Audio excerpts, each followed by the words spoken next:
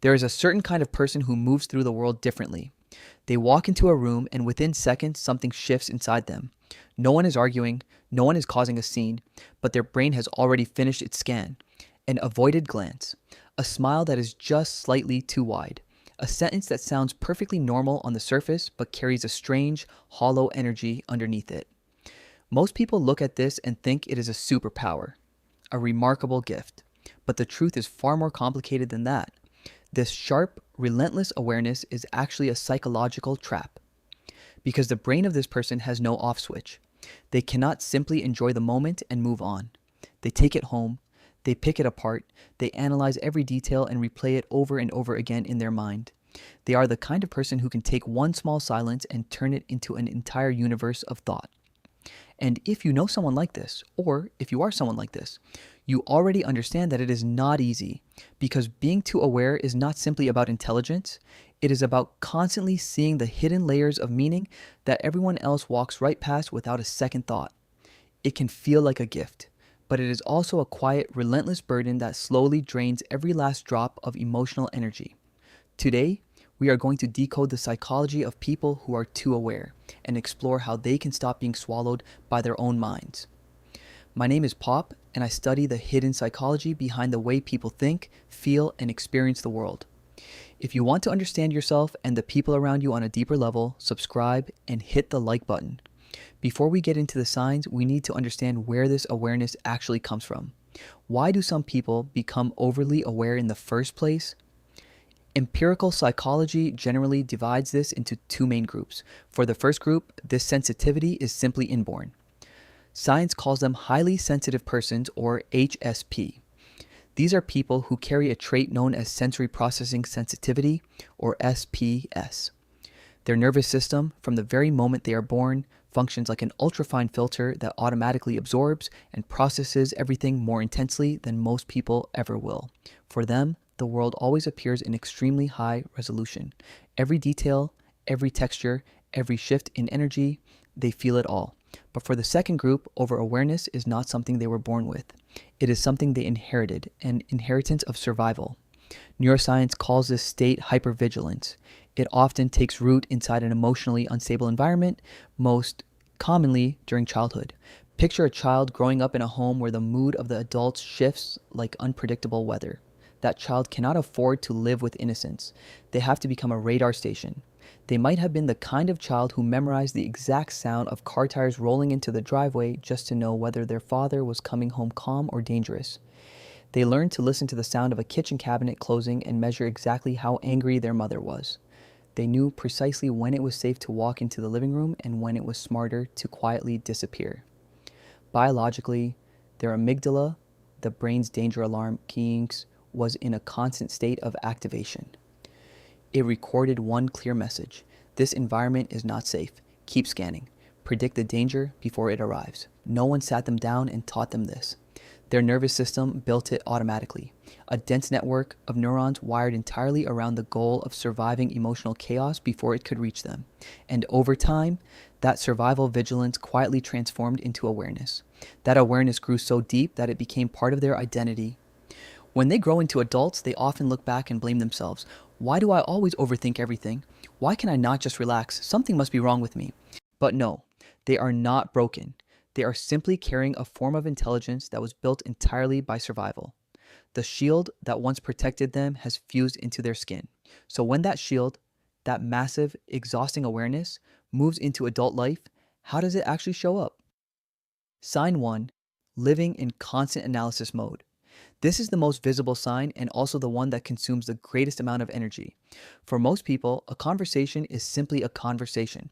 But for someone who is too aware, the mind is always running a quiet, hidden equation in the background. Here is a real example. Their manager sends a message at 4 in the afternoon. It says, "Come see me for a minute later." For most people, that is simply a meeting. But for them, the moment they read those words, a wave of tension moves through them immediately. Something in the phrasing feels unusual, a kind of invisible coldness. They feel the atmosphere behind the message and the questions begin. Is my manager upset with me? Did I do something wrong? What is this about? They do not just hear words, they catch the 3-second pause before someone compliments what they are wearing.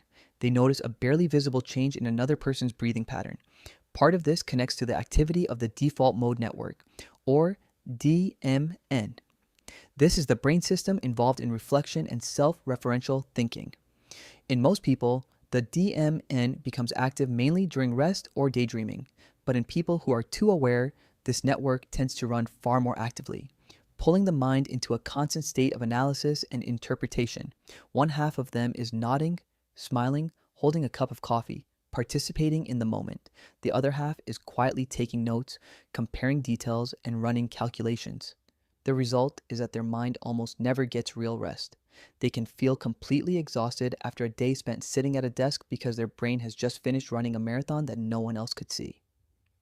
Sign 2. Hyper self-awareness. That outward analysis does not stay pointed at the world. It turns the camera inward. In psychology, metacognition is the ability to think about your own thinking. It is governed by the prefrontal cortex. Everyone has this capacity, but for people who are too aware, it is a switch that never turns off. They do not simply feel an emotion, they monitor it. The familiar pattern tends to look like this. An emotion appears, then they analyze it, then they judge it. They are walking outside and a wave of sadness arrives. Instead of simply allowing themselves to feel it, they immediately fold their arms and begin the interrogation. Why am I sad? Does this even make sense? I have a good job. I have people who care about me. So why do I feel empty? What is wrong with me for feeling this way? Even joy gets taken apart. They are at a dinner with friends and they just laughed at something. But within the very next second, part of their mind has floated up to the ceiling and is looking back down, evaluating. Did that laugh sound too loud? Did it come across as forced? It is like dancing while staring into a mirror the entire time, constantly adjusting your posture. You might not miss a single step, but you lose the feeling of the dance entirely. Their depth of awareness increases while their natural presence slowly fades. Sign 3. Losing innocence in relationships. When that analytical lens runs long enough, something quietly breaks. Deep awareness causes them to begin seeing the backstage of human behavior. Psychology connects this to a strong capacity for inference about other people's intentions, related to the ability known as theory of mind. They understand that people do not always say exactly what they mean. They see layers beneath the surface of every interaction. A colleague brings them coffee and praises the work they just completed. Instead of simply accepting the compliment, their brain begins scanning immediately. What does this person want? Are they building toward a favor? Are they trying to get access to something? They recognize that kindness sometimes arrives with conditions attached, that affection can sometimes be a calculated investment, that the confidence a person projects might simply be a curtain drawn over their fear of being rejected. This creates a quiet and painful kind of loss. Not the loss of childhood innocence, but the loss of relational innocence. The ability to fully trust the surface of someone's words simply no longer exists for them. A compliment always seems to carry extra layers. An apology never feels complete because part of them suspects the other person is apologizing only to restore the peace, not because they have genuinely accepted fault. A promise sounds fragile before the words have even finished landing. They do not become bitter. They do not become hateful. They simply become extremely cautious. And sometimes they feel profoundly alone, even in a crowded room, because no one else around them seems to see what they are seeing. Sign 4. Empathy that cannot be switched off. For someone who is too aware, empathy is not a skill they choose to activate when a friend is going through something painful. It is a permanent state. They walk into a meeting room before anyone has spoken a single word, and they can already feel the tension sitting between two people on the other side of the table. Their mind works like a sheet of absorbent paper. Psychology refers to this as cognitive empathy, but for people who are too aware, it does not stop at understanding with the mind. It crosses into emotional empathy where they actually absorb another person's pain and carry it as if it were their own. This is closely connected to neural systems involved in processing empathy, particularly mirror neurons. When they witness someone expressing emotion, those neurons activate as if they themselves are living that same experience. But for someone too aware, it becomes full absorption. A stranger sitting next to them on the bus taps their foot with nervous energy, and suddenly their own heartbeat picks up. A close friend opens up about the end of their marriage, and 3 days later that weight is still sitting in their chest. The result is that they become the emotional regulator for everyone around them. They know exactly how to soften their voice, how to choose words that calm a tense atmosphere, how to make another person feel genuinely seen. People are drawn to them because being around them feels safe, but the price is enormous. They become a container for everyone else's emotional overflow. And at the end of the day, very few people stop to notice that the one who always understands everyone else is also quietly waiting for someone to understand them. Sign 5. When awareness moves into the body and becomes anxiety. Awareness does not live only in the mind, it also lives in the body. Science refers to this as interoception, the ability to sense the internal state of the body processed by the insular cortex. People who are too aware tend to have an exceptionally sensitive interoception system. They drink a cup of espresso and their heart rate increases slightly from the caffeine.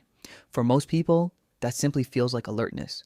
But for their nervous system, the brain detects the elevated heartbeat, searches through its records, and raises the alarm. Faster heartbeat equals danger. Something is wrong. Completely ordinary physical sensations become exaggerated warning signals. This creates a brutal anxiety loop. A physical sensation appears. The brain misreads it as a threat. The body activates a stress response and releases hormones like cortisol. Those hormones produce even stronger physical sensations, and the cycle continues. The result is a body that feels like it is constantly streaming emergency data. Restless, on edge, tightly wound, even when nothing genuinely threatening is happening.